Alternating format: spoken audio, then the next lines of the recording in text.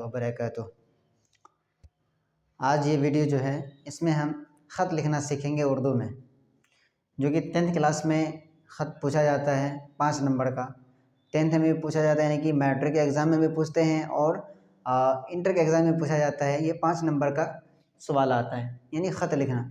या कहेगा ख़त लिखने के लिए किस पे, या तो अब्बू जान पे कहेगा, या अम्मी पे कहेगा, या फिर छोटे भाई जान पे, या फिर बड़े भाई को ख़त लिखना, या फिर चचा जान को ख़त लिखना।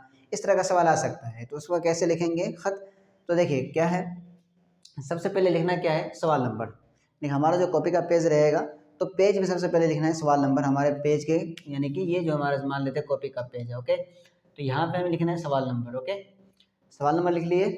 अब सवाल नंबर जो लिख लिए, अब क्या है, अब्बू के नाम ख़त, यानी अगर अब्बू के नाम कहेगा तो अब्बू के नाम ख़त लिखेंगे, अगर छोटे भाई के नाम करे तो छोटे भाई के नाम ख़त लिखेंगे, अगर चचा के नाम करे तो चचा के नाम ख़त लिखेंगे, या अम्मी के नाम करे तो अम्मी का नाम ख़त लिखेंगे। ओके,